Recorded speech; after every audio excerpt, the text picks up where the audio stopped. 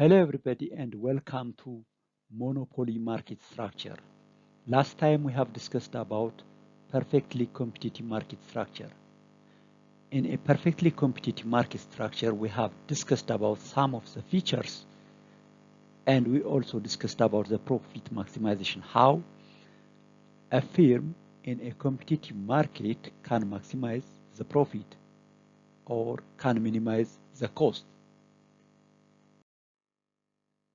As you know, market in general can be subdivided into perfect competition and imperfect competition. Imperfect competition again can be subcategorized into monopoly, monopolistic competition, and oligopoly. From these four market structure, perfect competition and monopoly market structure are totally opposite. They are totally opposite, and the features that we have discussed in perfect competition market are all or become reversed in monopoly market structure.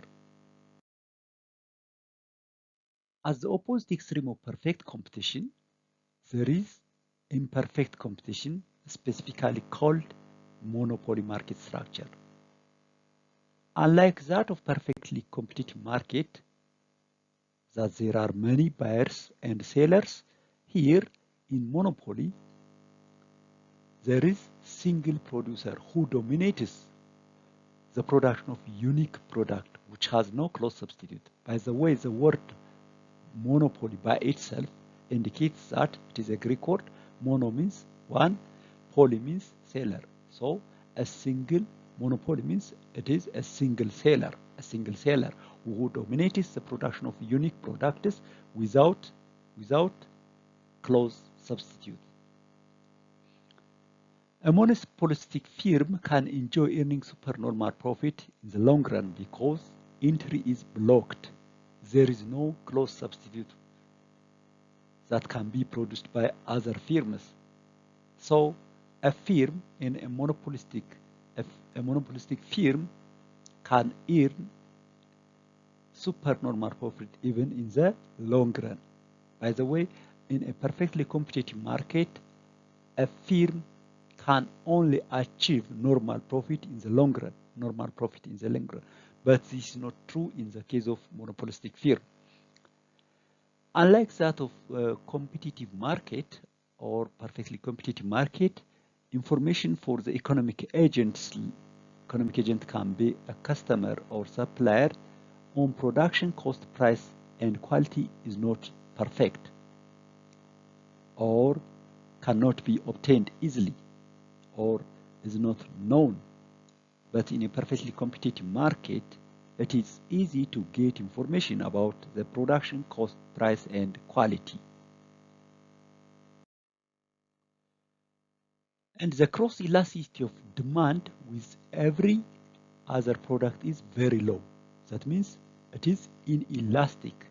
As we have discussed in a perfectly competitive market, the elasticity is high, or we can say perfectly elastic. That means the customers are responsive for the price change. The customers are very responsive for the slight price change in the case of perfectly competitive market. But here in monopoly, the cross elasticity of the demand with every other product is very low because there is no close substitute. So the price elasticity of demand is low, or the demand is inelastic. That means the customers are not very responsive. The customers are not responsive for the price change because they don't have the option to go and get similar product. That's why the demand is inelastic here in monopoly. The monopolistic has a market power and can change the price of the good.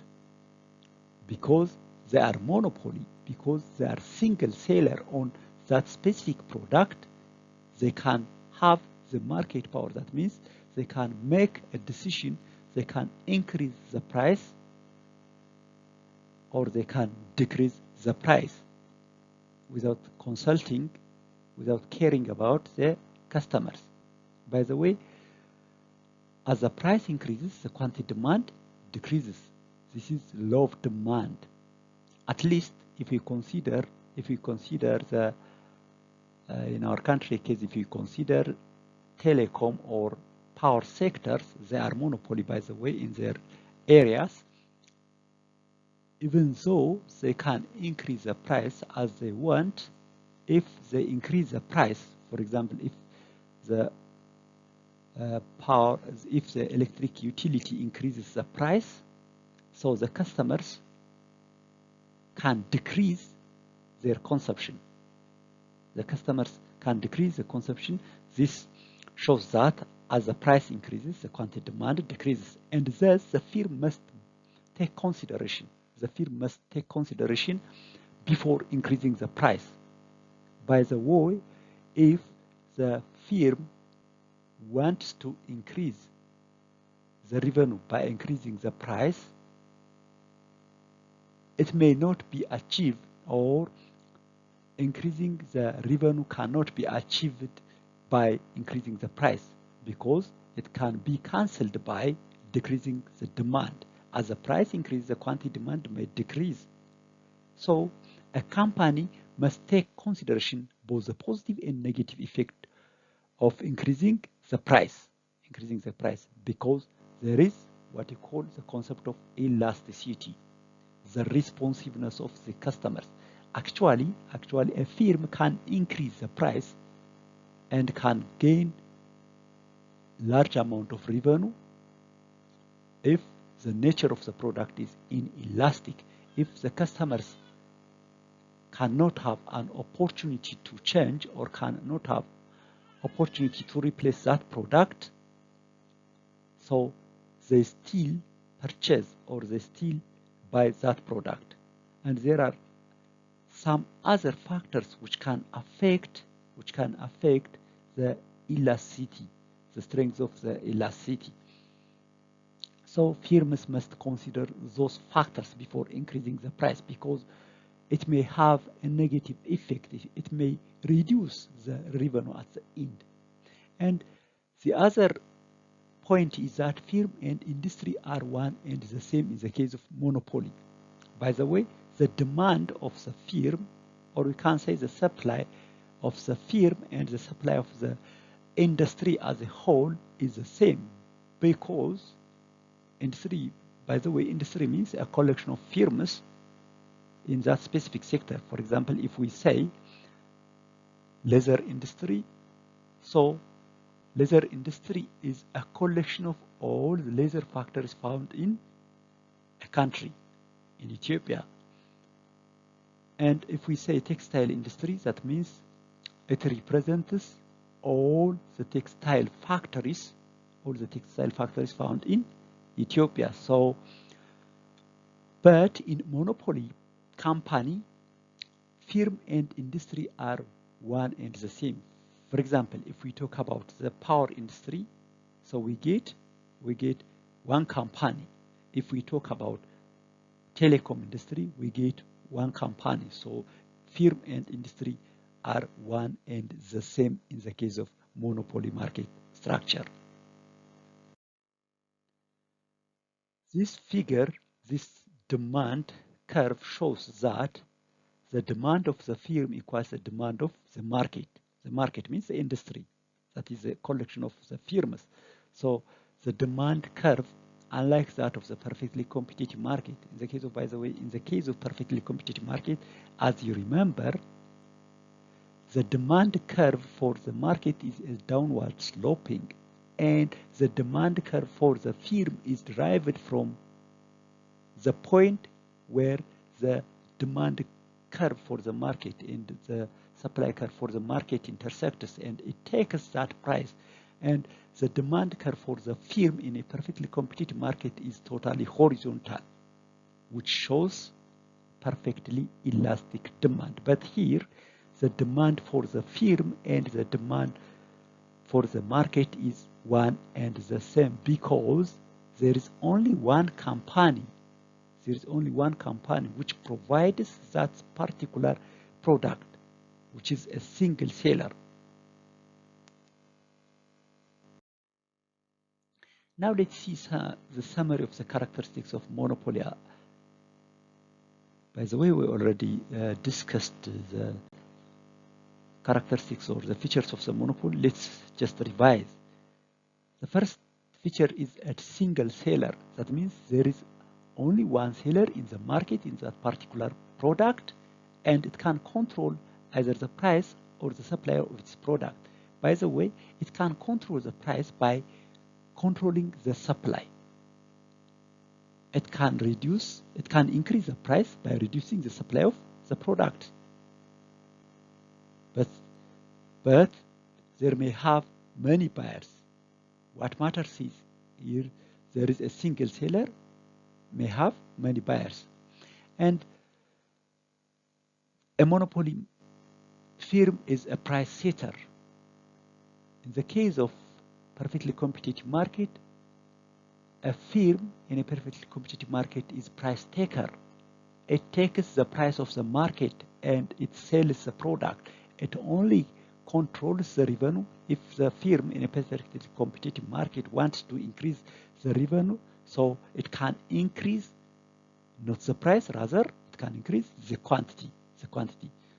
So revenue, as we know, revenue is calculated by price times quantity. So a firm can increase the revenue by increasing the quantity in a perfectly competitive market. But in monopoly market, since it is a price setter, it can increase the revenue by increasing the price. But you have to remember the principle that the law of demand still works. As the price increases, the quantity demanded decreases. The monopolistic has a control over the supply so as to increase the price. It can reduce the supply so as to increase the price. There is no close substitute, as we have said before. Buyers have no alternative or choices.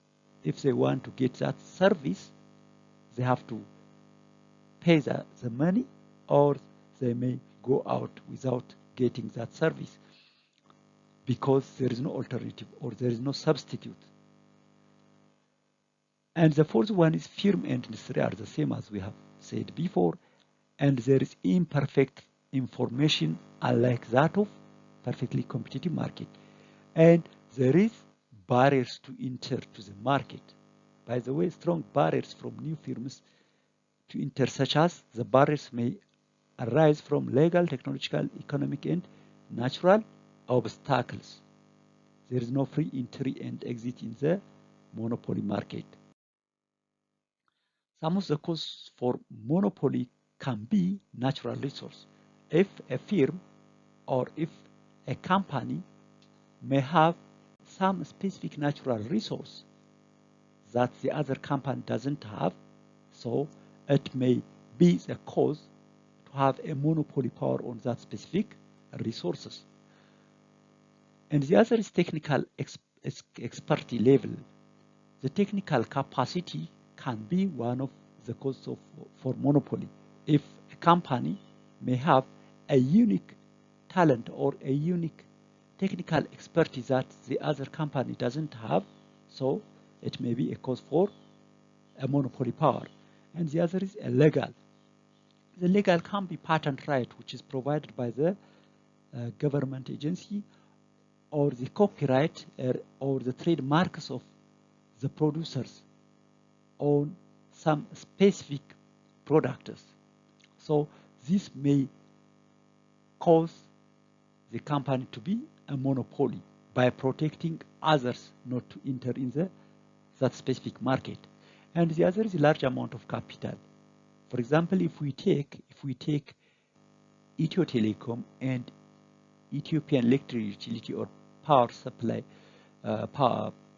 Ethiopian Electric Power, so they have large investment, they have large amount of capital. If a company want to enter in such sectors, so it requires large amount of capital. That large amount of capital may protect or may be a barrier for the new entry, and it may be a cause for the firm to sustain this monopoly power. And the other is state. Government will have the sole right of producing and selling some of the goods. By the way, those companies can be state monopolies. For example, the power sector in our country, in Ethiopia, that means the telecom industry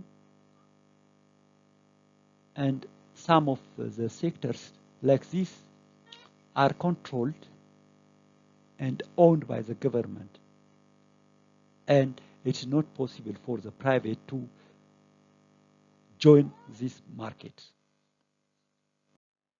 Let's proceed how the relationship between marginal revenue and price looks like.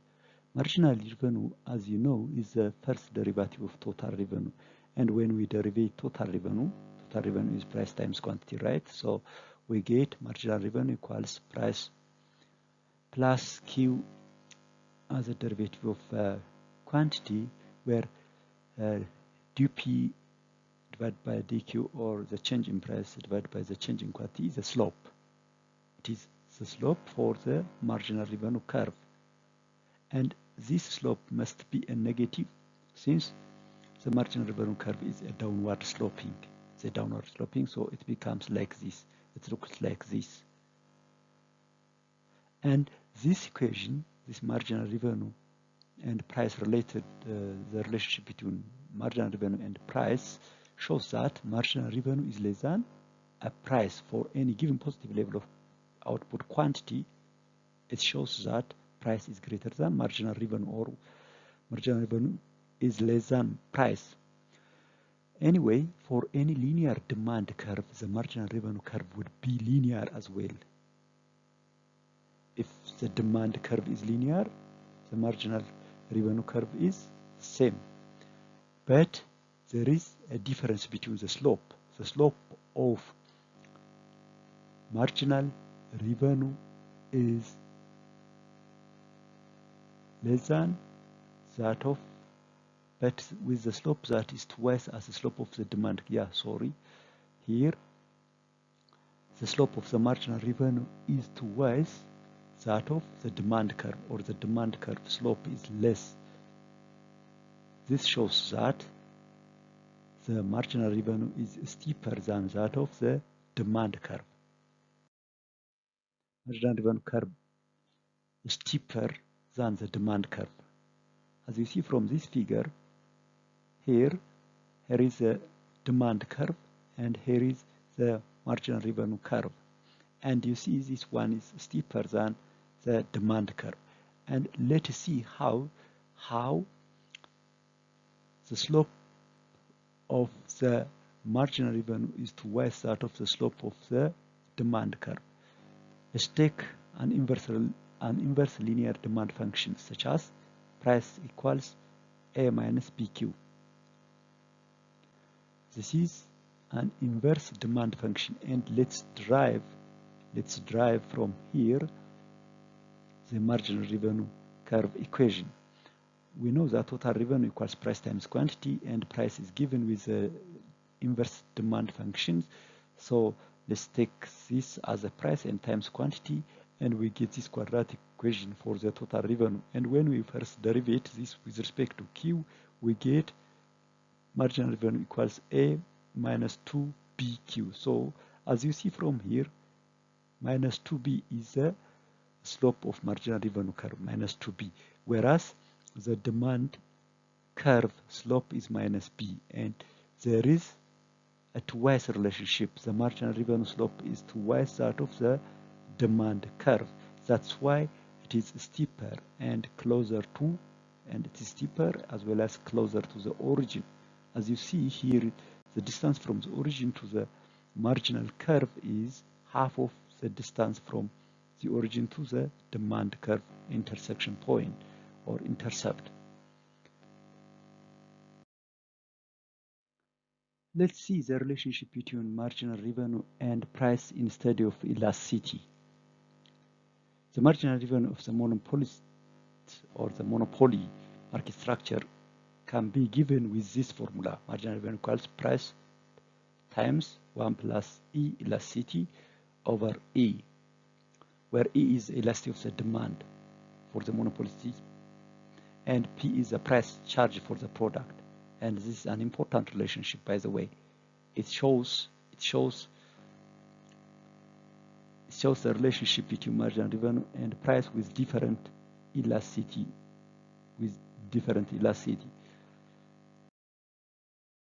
Using the previous formula, let us see the conditions of marginal revenue with different elasticity value.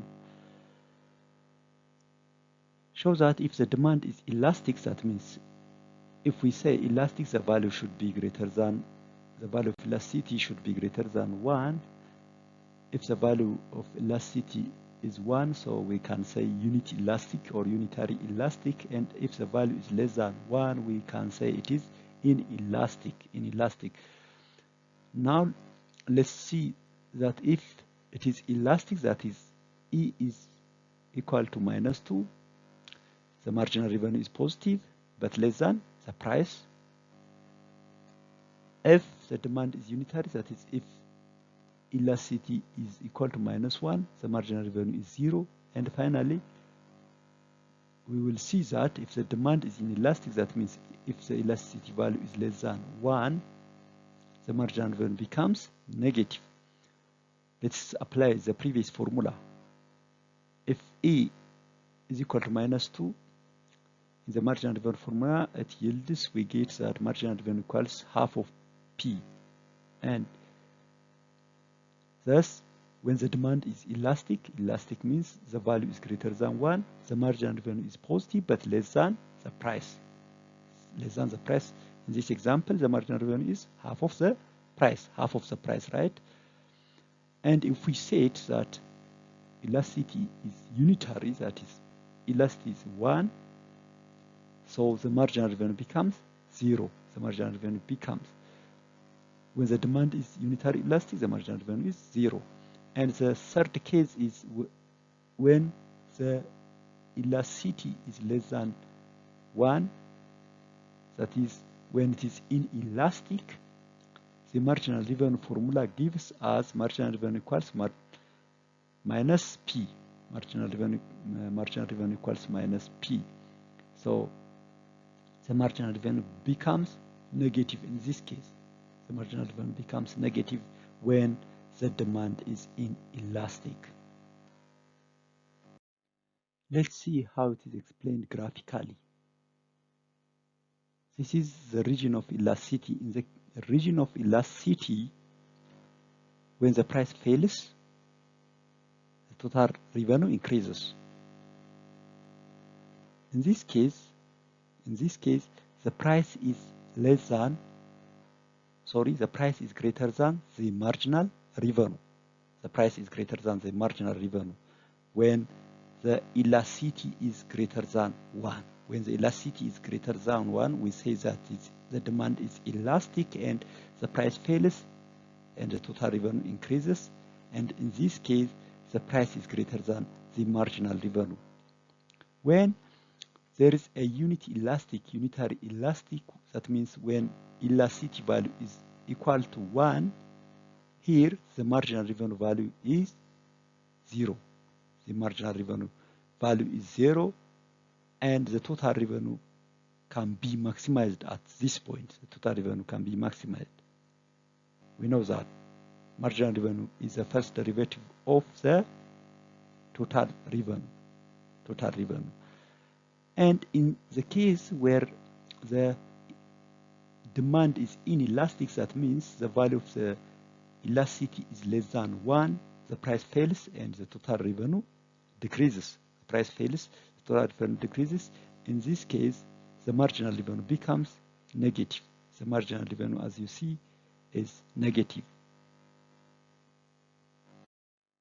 Moving to the monopolistic equilibrium in the short run, by the way, we know that short run is a period at which the company has at least one fixed input for the production and the remaining becomes a variable input. So in the short run, at least there should be one input which is fixed, but in the long run, all the input become variable input. Thus, a monopoly would reach its equilibrium level of output that maximizes profit when marginal revenue equals marginal cost. By the way, this principle works in perfectly competitive market, and here it also works for the monopoly market structure. So profit can be maximized, or equilibrium level can be achieved at a point where marginal revenue equals marginal cost. A profit maximizing manager of a monopoly should continue to expand output when marginal revenue is greater than marginal cost. If marginal revenue is greater than marginal cost, profit maximizing manager should continue to expand the output because it is profitable. That is, marginal revenue is greater than marginal cost, and revenues increase more than it would increase the cost. This indicates that the rate of increment of the revenue is greater than that of the cost. On the other hand, if marginal cost is greater than marginal revenue, a reduction in output would reduce costs by more than it would reduce revenue. Here, the rate of reduction of cost is greater than that of the reduction of revenue. So we have to reduce our output to minimize at least the loss. To minimize the loss here, we have to reduce our output. In general, a profit maximizing manager is motivated to produce where marginal revenue equals marginal cost. Marginal revenue equals marginal cost is a point where a monopoly firm can maximize the profit. Let's see the point that marginal revenue equals marginal cost become a profit maximizing in a case where the price is greater than short-term average cost, and marginal revenue equals marginal cost become a loss minimizing point where there is a loss, that is price less than short-term average cost. Let's see first the profit maximizing case. In this case, this curve is marginal revenue, which is steeper than the demand curve, and we discussed that the slope of marginal revenue is twice that of the slope of the demand curve, and here the marginal revenue crosses the short-term marginal cost here. So this point is the point that can maximize the profit, because here, let's see here whether it is loss minimizing or profit minimizing. At this point, the quantity which is corresponds to this point is this quantity, and the price, let's move up to demand, and this is the price. So when we see the short-term average cost, the short-term average cost is this one, B, and the price is at A, so the price is greater than the short-term average cost. So this is the profit. The shaded region is the profit. This is the profit because price is greater than the short-term average cost. And this point is the profit maximizing point. Let's see the loss minimizing in the case where price is less than short-term average cost. Let's find out first the point where the marginal revenue curve crosses the short-term marginal cost. Here is a point, and when we extend up to a level of P up to a level of demand, A is the price, P is, here it is the price, and when we see the short-term average cost, the short-term average cost is above the price, so the shaded region is the loss area. Here is the loss. So here, marginal revenue equals marginal cost is a point where we can minimize our loss because we are in the condition of loss. Anyway, a profit maximizing monopolist should produce output QM such that the marginal revenue equals the marginal cost. Here is a point. Whether it is profit maximizing or loss minimizing, it should produce at this point to maximize the profit or to minimize the loss. The profits for the monopolists are profit equals total revenue minus total cost, where total revenue, to maximize the profit, marginal profit must be 0. To maximize the profit, the marginal profit must be 0. So when we derivate both, we get that marginal revenue equals marginal cost. This is an important relationship in market structure. Let's do one example for better understanding. A monopoly has the following total cost function. Total cost equals AT minus ATQ plus Q square. Find its equilibrium output and price and calculate its maximum profit, given that the market demand function is Q equals 32 minus 1 over 3 P. Okay. Solution. The equilibrium point, or we can say the maximum profit, can be achieved at a point where marginal revenue equals marginal cost. Marginal revenue equals marginal cost. So from the given data, we can rearrange the second equation, that is Q equals 32 minus 1 over 3 P, as P equals 96 minus 3Q. 96 minus 3Q. We just rearrange this Q equation, that is Q equals 32 minus 1 over 3 P. By rearranging, we get that P equals 96 minus 3Q. 96 minus 3Q.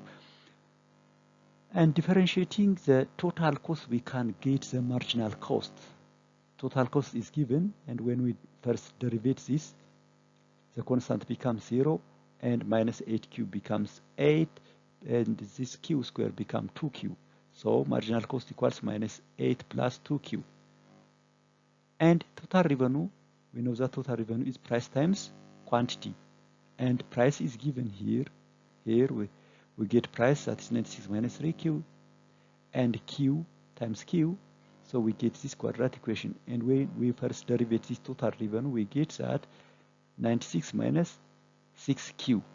And let's equate marginal cost equals marginal revenue to find out the maximum profit, quantity, and price. Marginal revenue equals marginal cost, and now Q equals 3. Q equals 3. Once we find Q, we can replace here and we can get the price. And once we get the price, we can find out the total cost. And once we find out the total cost by replacing the quantity, we can also get the total revenue. That's price times quantity. We already get quantity and we already get price, so we can get price times quantity. Once we get price times quantity, that's the total revenue, we can subtract total cost from total revenue to get the profit. You can check it. We get Q and price, quantity and price, that maximizes the profit. So we can easily get the profit by total revenue price times quantity minus total cost. This function, total cost, is already provided, and replace Q here. So we get the profit 596. Let's go for monopolistic equilibrium in the case of long run. As we defined, long run is the case in which all the input become variable input. Here there is no fixed input, unlike that of short run. Here there is no fixed input. The company get adequate time to change or to adjust all the inputs. As in the short run equilibrium situation, by the way, the same will apply in the long run. In the case of monopoly, the same will apply in the long run and the short run, since barriers to entry will prevent new firms from entering. In the case of perfectly competitive market, as we remember, a firm can make profit or loss, or it become zero profit in the short run. but in the long run, a firm can make only the normal profit because if there is economic profit in the market, if there is economic profit in the market, in the competitive market, the firms are interested to join the market, and that economic profit will be eliminated by the entry of the firm, and it becomes normal profit. If there exists a loss in the market, so the firm may be dissatisfied and they exit in the long run, and the price again raises. When they exist, the supply decreases. When the supply decreases, the price become raises, and again the normal profit occurs. That is in the case of perfectly competitive market. But in the case of monopoly, there is no entry and exit of the firm because there is a barrier. So a firm in a monopoly market, can get supernormal profit even in the long run, because no new firms can enter into the market. So in the long run, a monopolist will earn economic profit as entry to the industry remains difficult. Let's see the equilibrium point. The equilibrium point occurs when the marginal revenue equals long-run marginal cost.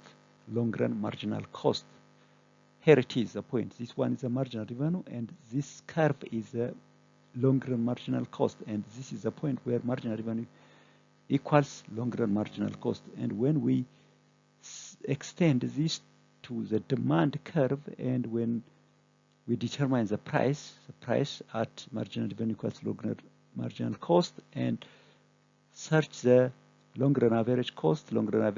Here it is. So here in this case there is a profit. Because the price at marginal revenue equals long-run marginal cost. The price is greater than the long-run average cost. Here. So this shared region is the profit. Let's do an example. Consider a monopoly with a cost function. Take C equals 120 plus 6Q plus Q squared divided by 270, and market demand is expressed with quantity demanded equals 4,500 minus 90P. Find the equilibrium quantity and price. Calculate the firm's maximum profit in the long run. By the way, the answer is provided. Let me give you a hint. First, you have to remember that at a point, to maximize the profit or to minimize the loss, we have to get the point that is marginal revenue equals long-run marginal cost. And marginal cost can be obtained by first derivative of total cost. When we derivate total cost, we get marginal cost. And let's find out the total revenue. Total revenue can be calculated by quantity times price, right? So instead of quantity, we have to multiply this, we have to replace this, and we get total revenue equals 4,500 P minus 90P squared, which is a quadratic equation format. And when we derivate that, we get 4,500 minus 180P. So that is the marginal revenue, which can be equated with the marginal cost, which is obtained by first derivative of total cost, and we get Q 1,485 and price 33.5, and profit is 32,550. So the point is profit maximizing point. Let's move to the pros and cons of monopoly market structure. To start from the pros, there is stability of prices. That means there is no fluctuations of the price frequently. so the price is stable for longer period of time. And the second advantage of the monopoly market structure is economies of scale can be possible. That means longer and average cost declines as the output increases. As we increase the output, the average total cost will decline. This is the economies of scale. And the other advantage of monopoly market structure is research and development can be conducted heavily. So there is innovation, and there is improvement of the products due to the research and development, maybe investment or the research and development budget.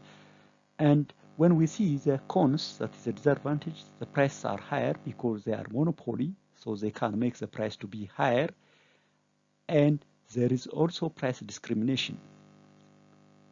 Price can be discriminated, as we see from the telecom package.